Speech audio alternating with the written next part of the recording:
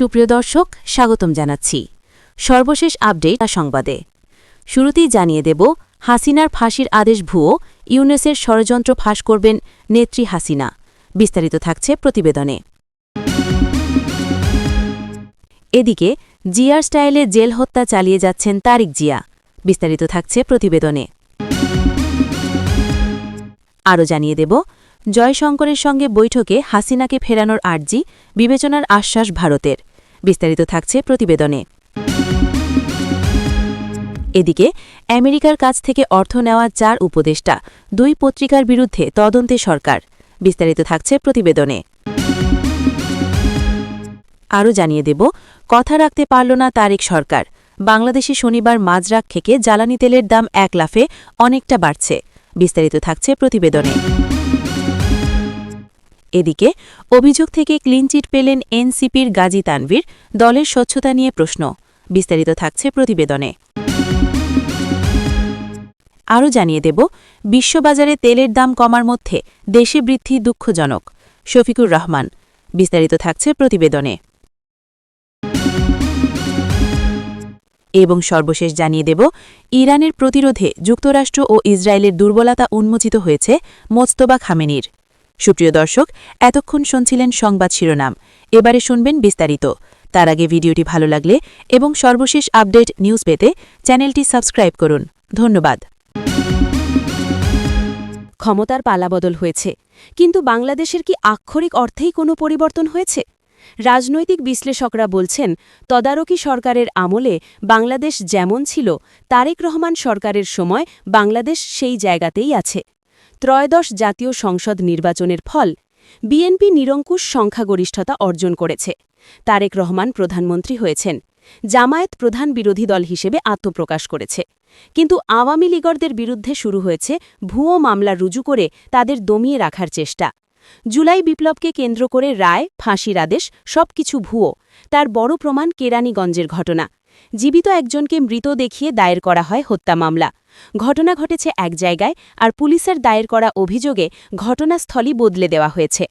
মামলার তথাকথিত নিহত ব্যক্তি আদালতে হাজির হয়ে বয়ান দিয়েছেন, আর তাকে আদালতে জ্যান্ত দেখতে পেয়ে সবাই কার্যত বিস্মিত। বিচারের নামে যে প্রহসন হয়েছে তা আর নতুন করে বলা। ক্ষমতার পালাবদল হয়েছে, কিন্তু বাংলাদেশের কি আক্ষরিক অর্থেই কোনো পরিবর্তন হয়েছে?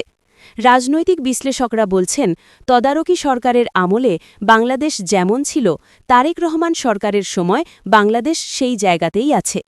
ত্রয়োদশ জাতীয় সংসদ নির্বাচনের ফল, বিএনপি নিরঙ্কুশ সংখ্যাগরিষ্ঠতা অর্জন করেছে। তারেক রহমান প্রধানমন্ত্রী হয়েছেন। জামায়াত প্রধান বিরোধী দল হিসেবে আত্মপ্রকাশ করেছে। কিন্তু আওয়ামী লীগের বিরুদ্ধে শুরু হয়েছে ভুয়ো মামলা রুজু করে তাদের দমিয়ে রাখার চেষ্টা। জুলাই বিপ্লবকে কেন্দ্র করে রায়, ফাঁসির আদেশ সবকিছু ভুয়ো।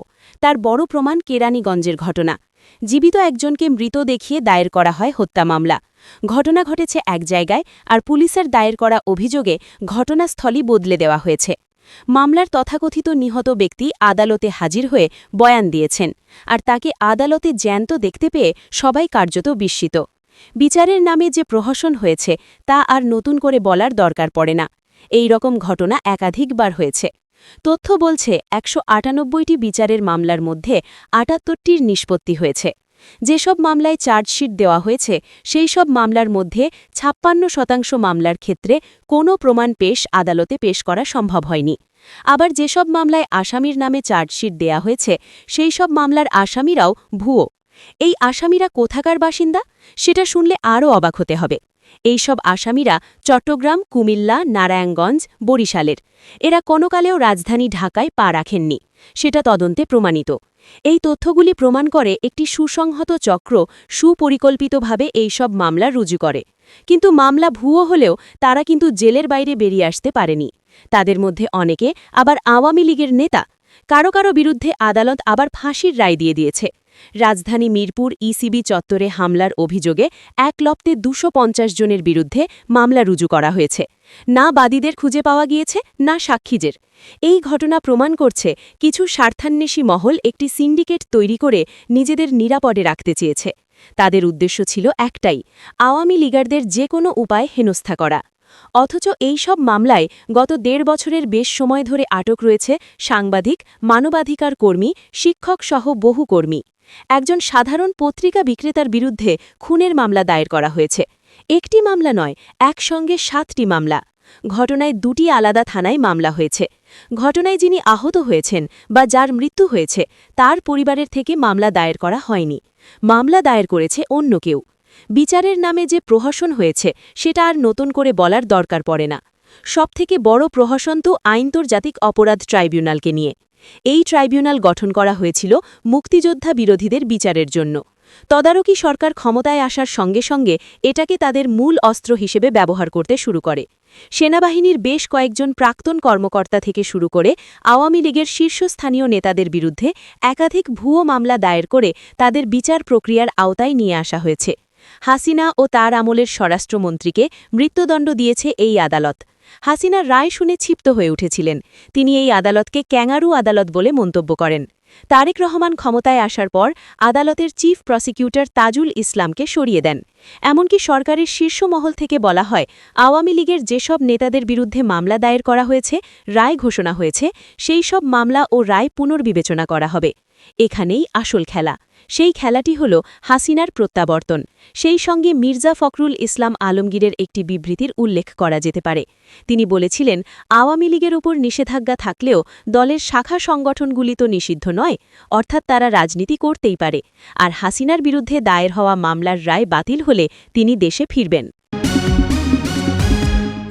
বাংলাদেশে রাজনৈতিক পটপরিবর্তনের পর আওয়ামী লীগ নেতাকর্মীদের ওপর জেল হত্যার এক নতুন ও ভয়ঙ্কর অধ্যায় উন্মোচিত হয়েছে। রাজনৈতিক বিশ্লেষকদের মতে ১৯৭৫ সালের ৩ নভেম্বর কারাগারে জাতীয় ৪ নেতাকে হত্যায় বিএনপির প্রতিষ্ঠাতা জিয়াউর রহমান জড়িত থাকার অভিযোগ রয়েছে। বর্তমান প্রেক্ষাপটে তারেক জিয়াও সেই একই কায়দায় আওয়ামী লীগ নেতাকর্মীদের হত্যা করছে।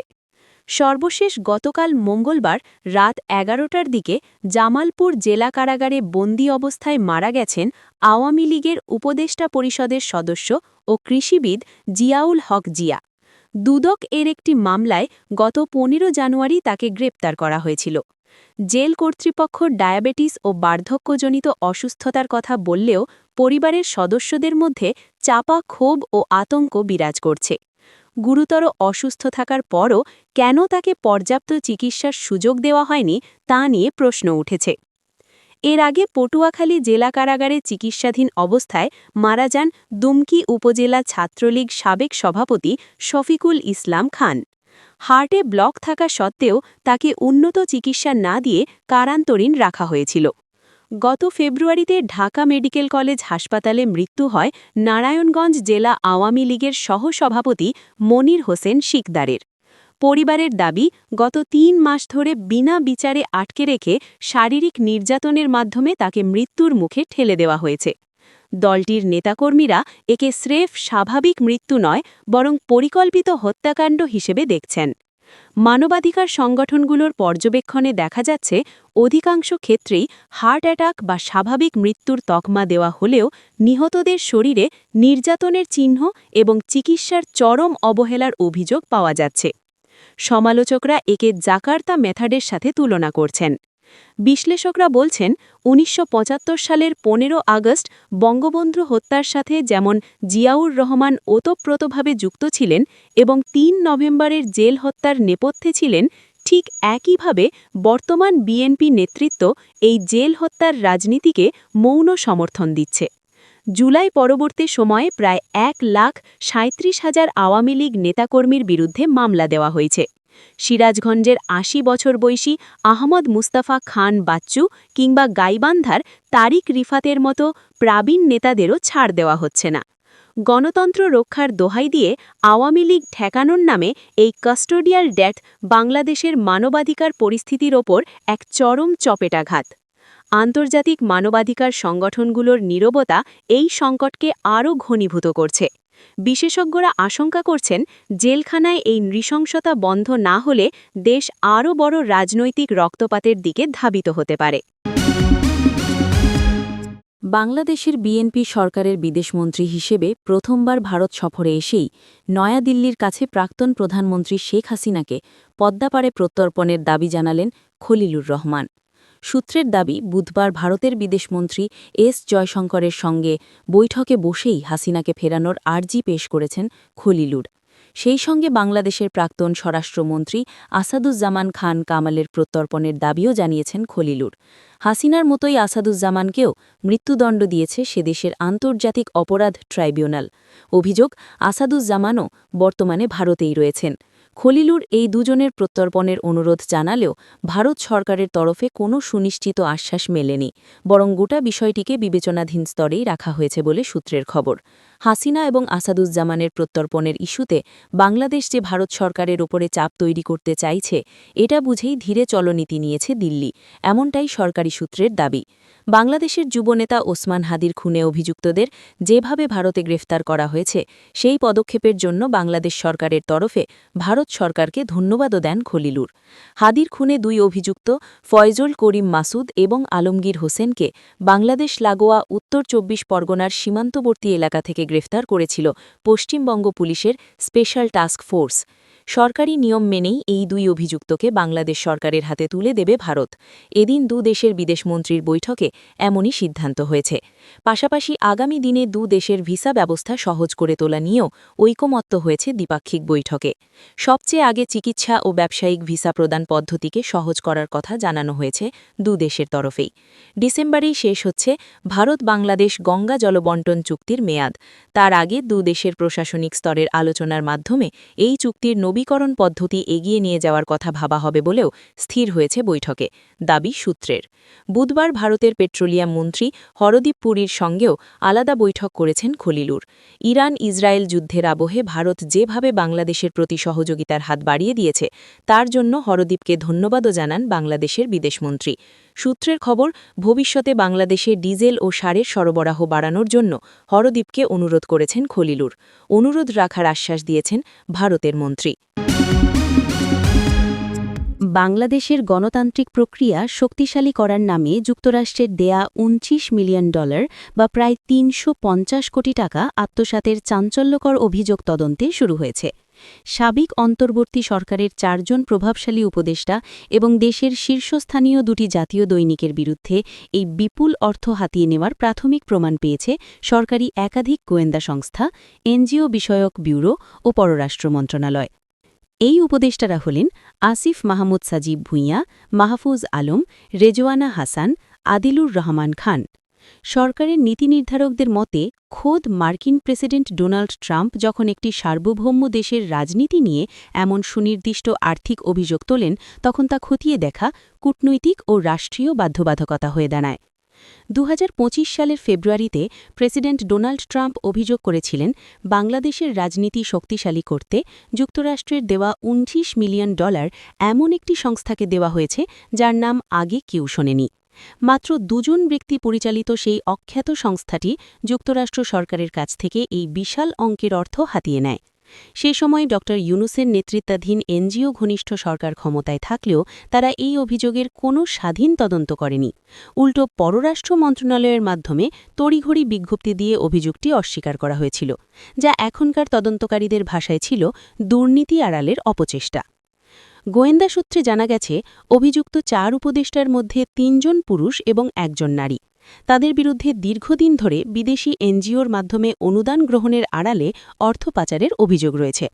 তদন্তে দেখা গেছে, অভিযুক্ত এক উপদেষ্টার ছেলে গত ২.৫ বছরে বিপুল বিত্তবৈভবের মালিক হয়েছেন। তিনি বাবার প্রভাব খাটিয়ে চট্টগ্রাম বন্দর এবং বে টার্মিনাল প্রকল্পের কাজ নিয়ন্ত্রণ করতেন।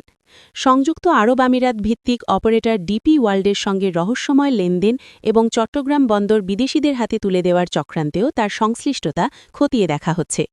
তদন্ত সংশ্লিষ্ট এক কর্মকর্তা জানান, অভিযুক্ত ওই উপদেষ্টা কড়া নজরদারিতে আছেন এবং যে কোনো সময় তাকে গ্রেপ্তার করা হতে পারে। তার বিরুদ্ধে অতীতে 111 সরকারের সময় বিএনপি বিরোধী ষড়যন্ত্রে লিপ্ত থাকারও অভিযোগ রয়েছে। অন্তর্বর্তী সরকারের মেয়াদ শেষে এই ৪ উপদেষ্টা বর্তমানে জাতীয় জুলাই সনদ এবং গণভোটের রায় বাস্তবায়নের দাবিতে রাজপথে সক্রিয় রয়েছেন। তবে রাজনৈতিক বিশ্লেষকদের মতে তারা মূলত নিজেদের দুর্নীতি আড়াল করতে এবং তারিক রহমান সরকারের বিরুদ্ধে জনমত গড়ে তুলতে কৌশলী অবস্থান নিয়েছেন। বর্তমানে তারা সংসদের বিরোধী দল জামায়াতে ইসলামের মুখপাত্র হিসেবে কাজ করছেন বলে গোয়েন্দা প্রতিবেদনে উল্লেখ করা হয়েছে। তদন্তে দেশের প্রথম সারির দুটি জাতীয় দৈনিক পত্রিকার নাম উঠে আসায় নতুন মাত্রা যোগ হয়েছে।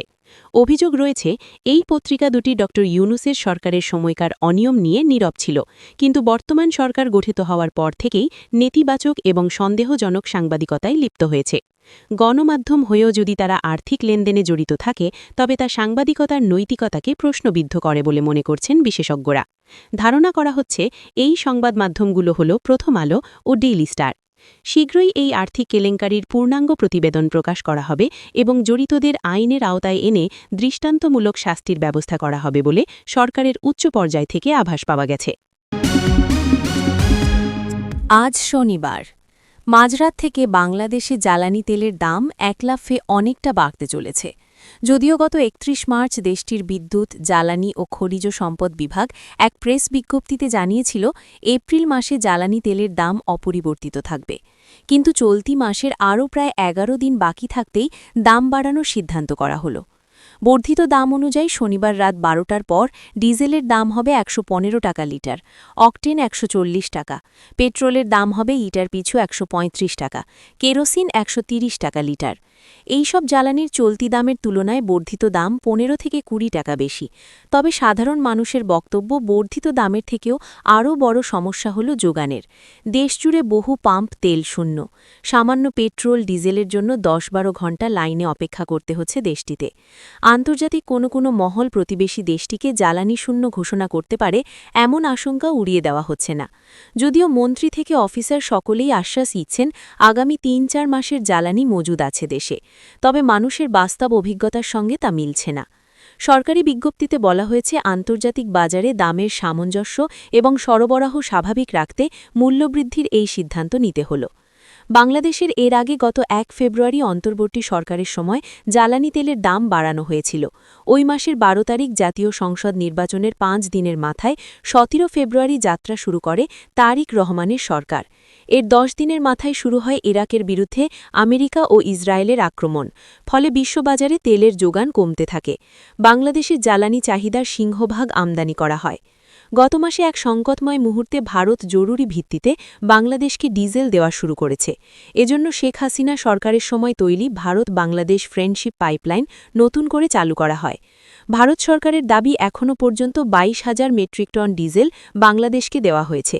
প্রতিবেশী ওই দেশের তরফে আরও বেশি জ্বালানি সহায়তা চাওয়া হয়েছে ভারতের কাছে। ভারতের বিদেশ মন্ত্রকের মুখপাত্র রণধীর জয়সওয়াল এক প্রশ্নের জবাবে বলেছেন, বাংলাদেশের অনুরোধ খতিয়ে দেখা হচ্ছে। তবে প্রতিবেশী আরও অনেক দেশের চাহিদা মেটাতে হচ্ছে ভারতকে। বাকিদের চাহিদাকে বিবেচনায় রেখে বাংলাদেশকে বাড়তি জ্বালানি সহায়তা দেওয়ার বিষয়টি ভারত সরকার গুরুত্ব দিয়ে বিচার করবে। ঢাকা দুর্নীতি ও কমিশনের মতো গুরুতর অভিযোগের পাহাড় মাথায় নিয়েও শেষ পর্যন্ত জাতীয় নাগরিক পার্টি এনসিপি থেকে অব্যাহতি প্রত্যাহার করে স্বপদে পুনর্বহাল করা হয়েছে গাজী সালাউদ্দিন তানভীরকে। গত ১৬ এপ্রিল দলের কেন্দ্রীয় দপ্তর সেল থেকে প্রেরিত এক চিঠির মাধ্যমে এই সিদ্ধান্ত জানানো হয়, জানিয়ে রাজনৈতিক মহলে নানা গুঞ্জন ও প্রশ্নের সৃষ্টি হয়েছে। অভিযোগের নেপথ্যে ও দায়মুক্তির কৌশল। উল্লেখ্য যে গত ২১ এপ্রিল ২০২৫ তারিখে দলীয় শৃঙ্খলা ভঙ্গ, বিশেষ করে দুর্নীতি ও অনৈতিক কমিশন বাণিজ্যের সুনির্দিষ্ট অভিযোগের ভিত্তিতে তানভীরকে কারণ দর্শানোর নোটিশ প্রদান করা হয়েছিল। সে সময় তাকে সাংগঠনিক দায়িত্ব থেকে সরিয়ে দেওয়া হলেও মাত্র ১ বছরের মাথায় তাকে নির্দোষ হিসেবে ঘোষণা করা হল। দলের একটি অংশ মনে করছে, প্রকৃত তদন্তের চেয়ে রাজনৈতিক সমঝোতা ও অভ্যন্তরীণ বলয়ের চাপেই এই অব্যাহতি প্রত্যাহার করা হয়েছে। নামমাত্র তদন্ত ও রহস্যময় মুক্তি। কেন্দ্রীয় কমিটি দাবি করেছে, দীর্ঘ সময় ধরে তদন্ত ও যাচাই বাছাই শেষে তার বিরুদ্ধে কোনো সুনির্দিষ্ট প্রমাণ পাওয়া যায়নি।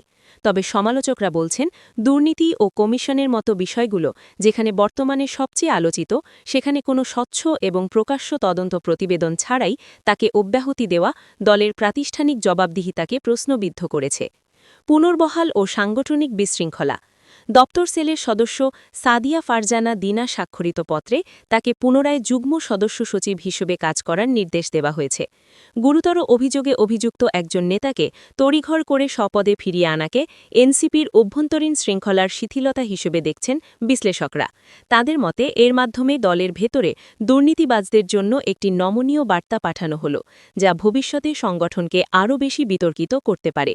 তদন্ত প্রক্রিয়া নিয়ে কোনো বিস্তারিত তথ্য প্রকাশ না করে এই পুনর্বহাল আদতে আইওয়াশ কিনা তা নিয়ে রাজনৈতিক বিশ্লেষকদের মধ্যে মিশ্র প্রতিক্রিয়া দেখা দিয়েছে। অনেকের মতে এই সিদ্ধান্ত দলের জন্য জবাবদিহিতার চর্চা নয়, বরং দায়মুক্তি সংস্কৃতিরই নামান্তর। জামায়াতে ইসলামীর আমির ও বিরোধী দলীয় নেতা শফিকুর রহমান বলেছেন, বিশ্ববাজারে যখন জ্বালানি তেলের দাম কমে আসছে তখন বাংলাদেশে দর সমন্বয়ের নামে আগামীকাল থেকে জ্বালানি তেলের দাম বাড়ানোর ঘোষণা দেওয়া হয়েছে। এটি খুবই দুঃখজনক। আজ শনিবার রাতে নিজের ভেরিফাইড ফেসবুক অ্যাকাউন্টে এক পোস্টে তিনি একথা বলেন। ফেসবুকের পোস্টে শফিকুর রহমান আরও বলেন, জনজীবনে এমনিতেই মানুষ জীবনযাত্রার ব্যয় নির্বাহে হাঁসফাঁস করছে। জ্বালানি তেলের মূল্য বৃদ্ধির কারণে এটি হবে মরার ওপর খাড়ার ঘা।